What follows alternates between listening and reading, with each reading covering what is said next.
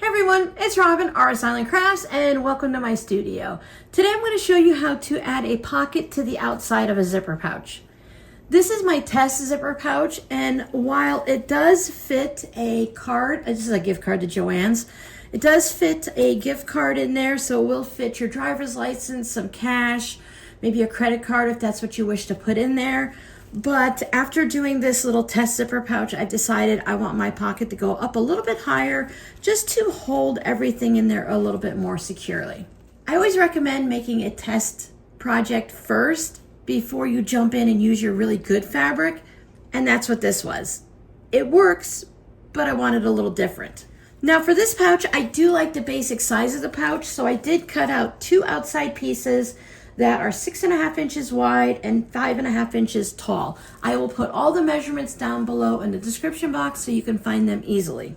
For this one, I had the accent pocket on the outside and I chose to use the same fabric on the inside. So that's what I'll be doing with this pouch also. My lining pieces are the same size as my outer fabric. I like to put fusible fleece on pouches that are this small, but you can use batting and then quilt it, or you can use some type of an interfacing if that's what you prefer.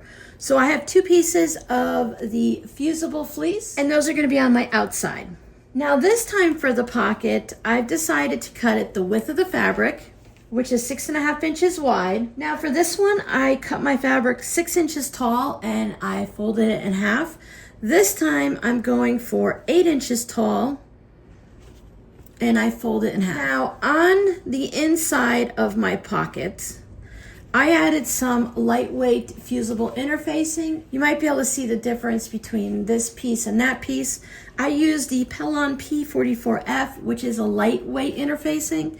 You can skip the interfacing if you'd like. I just like that it could add a little bit of extra sturdiness to the fabric so that my pocket is going to be a little stronger and it's going to last longer with my pouch. The last thing you're going to need is a zipper. Normally I choose a zipper that is an inch or two wider than my pouch.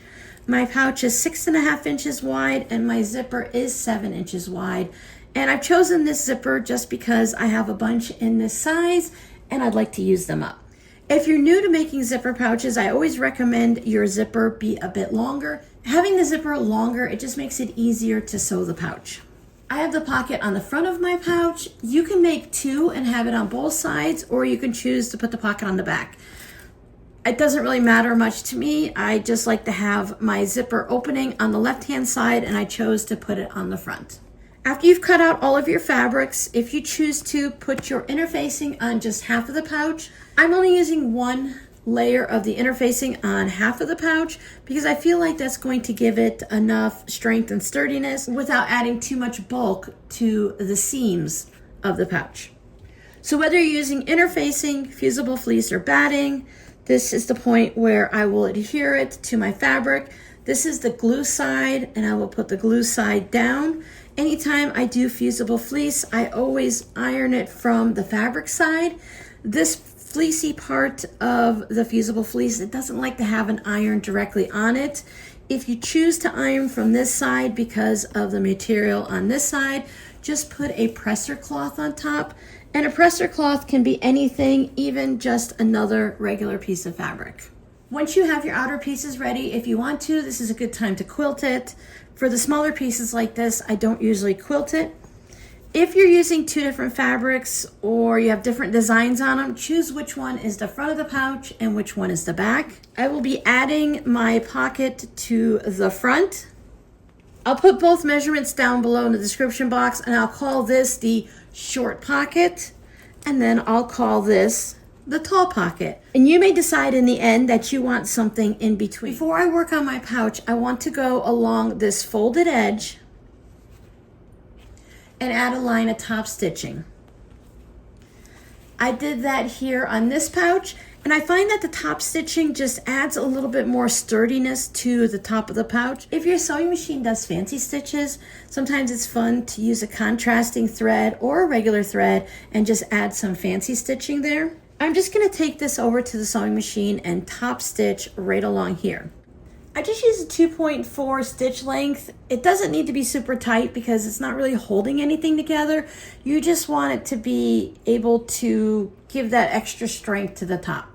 I like to sew this in place before I sew the pouch together. You can clip it or pin it and do it at the end, but I just find it easier when I'm making items like this just to sew the layers in place so I don't have to worry about pins or clips. Along the bottom, make sure that you have the open edges with the bottom of the pouch. If things aren't directional, it doesn't really matter, but if this fabric is directional and this is, make sure everything's in the right direction. Now my seam allowance is 3/8 of an inch. If you prefer to use 1/4 of an inch, that's fine too when I sew the pouch together. You just want to make sure that you just do a little bit of a stay stitch within your seam allowance. So if yours is 1/4 of an inch, you want to stitch about 1/8 of an inch away from the edge just to hold it in. I like to stitch the two sides first and then I'll stitch the bottom. Sometimes when I'm doing the stay stitch and if I go like this, things might stretch or get out of being level with the edges and stuff when I go that direction. So I like to just do one side, the other side, and then the bottom. It doesn't take that much extra time and it makes it easier for me in the end. If you want to just leave it pinned or clipped in place, you can put some pins in the center here to hold it. And then when you go to sew the both sides together, the pocket will get caught in the seam allowance. This just makes it easier for me. I do use a longer stitch length when I sew the seams on these pouches. You can see how close it is to the edge. I don't even stitch all of it. I just want to make sure that I have the main parts a little bit. Even if you only did a couple inches here, a couple inches there, a little bit on the bottom, it's gonna hold the pouch in place. I used a 3.0 stitch length. Now my pocket is held in place. I don't have to think about it when I'm sewing the rest of my project. I'm putting the pocket on the front of my pouch, so I will take the zipper. This is the teeth part, so I'm counting that as the right side. Put that down on top. I'll add a video to the end screen that shows a really beginner-friendly version of how to sew a zipper pouch. So anyone who needs a little extra help than what I'm showing here, that video will walk you through the process. It's nice and slow. I've had several people tell me that it's very helpful for new zipper sewers. Right sides together on the zipper and the outside of the pouch, and then I take the right side of the lining and put that down. Now you may watch other videos and they might do the layering a little bit differently. They may show you how to put the lining fabric down and then you put the zipper with the right side up and then the outside pouch. And really it's the same. It just depends on how your brain works and how you want to do it. Take this over to my sewing machine. I like to sew from the side of the zipper with the teeth facing up. That way, as I'm using my zipper foot, I can keep an eye on where the teeth are and where the outside of the layering of the fabrics are. Now, you know your sewing machine better than I do, so maybe your sewing machine doesn't need a zipper foot. Mine does. Now, I can already see right here before I go any further, if I don't like the size of my pouch, this is the time that I can actually change it. So whatever you plan on putting in your pouch, you can go ahead and put it in there and test it out. You can see there's plenty of room in here. My zipper is in place, so the pouch will sit similar to this. So you can see the difference right there in the height of the pouch. So I went ahead and pressed the fabric away from the zipper on both sides. And now I can go ahead and add the back of the pouch on. Again, right sides together, double checking if your fabric is directional. And I don't think mine matters either way, but I like this way, so I'll leave it that way. Line it up with both sides on your pouch. Now, some people like to take this over and stitch just the outer piece of fabric down and to the zipper and then come back and add the lining to the zipper. I've made so many pouches that I'm really comfortable just doing them all in one shot. Now you can see with my zipper being just a little bit larger, I have the metal stopper out on this side and this would be the metal stopper on that side. I made sure they're out past my fabric so that I don't sew over them when I sew the pouch together. But you might have a longer zipper and then you won't have to worry about that at all. Line the top of your fabric with the top of your zipper, right sides together. I like to clip the two end pieces to make sure it's lined up, and then just add the center piece. Now I can take this over and do the same thing and stitch this side down, and I will be using my zipper foot. Both sides of the zipper are now connected. I do like to add the line of top stitching right there, just a 1/8 of an inch away from the edge. I like the way it looks. Not everyone does it, so it's up to you if you want to do it or not. Test out your zipper to make sure it works. Now you really be able to see where your pocket's going to land now, because this is the top of your bag. Your zipper is connected on both sides, so you can test it out. It is a little bit deeper than you would need for your debit card and driver's license, etc. But at the same time, it's also feels a little bit more secure because it is deep down there versus something that's a little bit shallower. So it's all up to you, personal preference based on what you're going to put in there. So now I can go ahead and finish my pouch. The most important thing is always to open your zipper at least halfway, match up our outer fabric and our lining fabric. I push the main part of the zipper so that it goes into the pouch.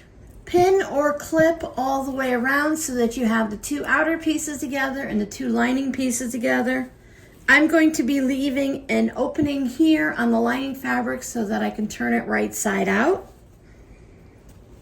If you accidentally sew all the way around, just use your seam ripper to pick out a few stitches so that you have a space to turn your pouch right side out.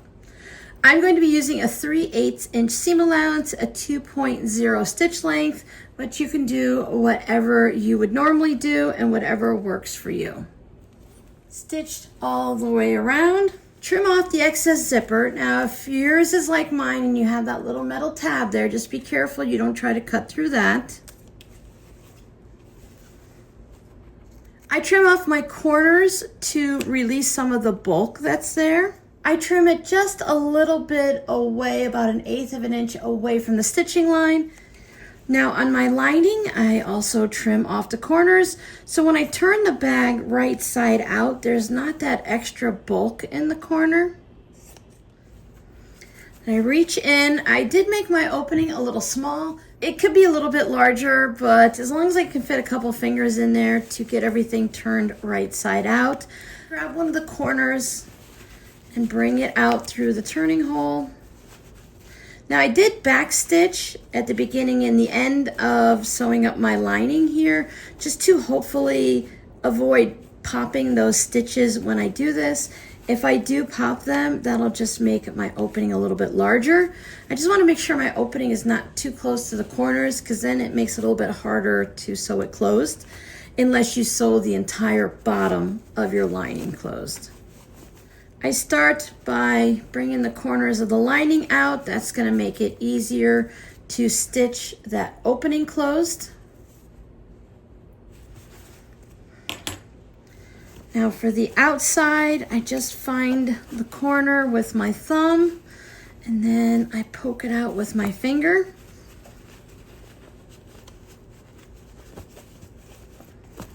Then I can go in with a curved crochet hook. I don't want to put anything pointy in there to pop it through the seam. I don't push super hard, just a little bit to bring it out. You can also use a point turner. This one's a flamingo from flamingotoes.com. That can help bring out those corners. I'm gonna take it to my iron and I like to give it a nice steamy press to make sure everything is lined up just right. Sometimes you might have to roll the edges to make sure the front's on the front and the back's on the back to get everything to look nice. I also tuck in the seam allowance from where I turned the bag through the lining and I give that a nice press. You could put pins or clips in there to hold it in place. And then I take it back to the sewing machine and I do a little top stitching. I like to use a 2.0 stitch length.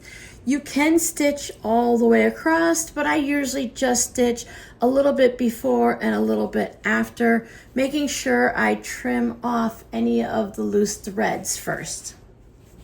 There's my turning spot all closed up.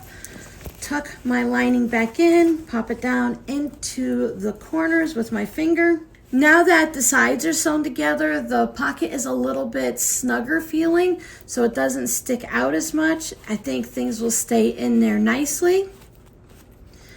If you don't want the big accent like this, just use the same fabric from the outside of the pouch for your pocket, and it won't be as noticeable, but I like the fun contrast. Whether you choose to have a shorter pocket or a taller pocket, you now can add a pocket to your zipper pouches. If I'm just giving a gift card as the main gift, I like to make a little handmade gift to go along with it.